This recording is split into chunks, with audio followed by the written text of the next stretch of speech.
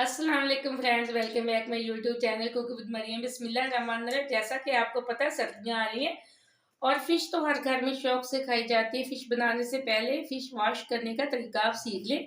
यहाँ फ़िश धोने के लिए बनाने के लिए मैंने मंगवाई थी। आपको अब मैं ये तरीका बताने लगी हमने इसकी स्मेल कैसे ख़त्म करनी है। यहाँ फ़िश की स्मेल ख़त्म करने के लिए हम सबसे पहले यहाँ तो मैंने 2 किलो फिश ले ली है। ये फिश वाला है, इसको नमक अजवाइन तो लगा कर दे देते हैं। अगर आप चाहें तो बिल्कुल भी ना लगवाएं, घर आके इसको आटे और हम सबसे पहले इसको ये आटा है, बेशक आप बेसन ले लें, कोई मसला नहीं। यहाँ मैं आज आटे से आपको सिखाऊंगी।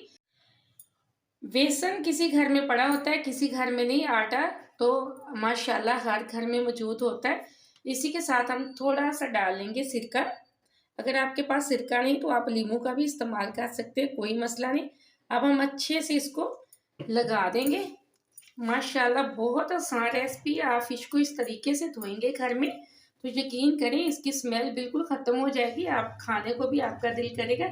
छोटी छोटी भी रेसिपी जिनको आप घर में ट्राई किया करें। वीडियो को पूरा देखा करें, लाइक भी किया करें। आपने अगर अभी तक चैनल को सब्सक्राइब नहीं किया तो जल्दी से कर लें। ये आपकी तरफ से प्यार है, मुझे खुशी होती है कि मैंने आपको कोई अच्छी चीज़ सिखाई है।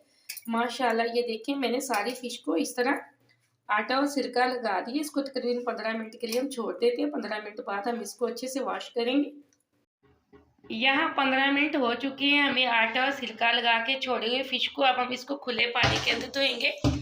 यहाँ मैंने परात को रख लिया सिंक के नीचे। अब हम इसको अच्छे से वॉश कर लेते हैं। डाल देंगे हम एक टोकरी में, अच्छे से आटे को हम उतार लेंगे।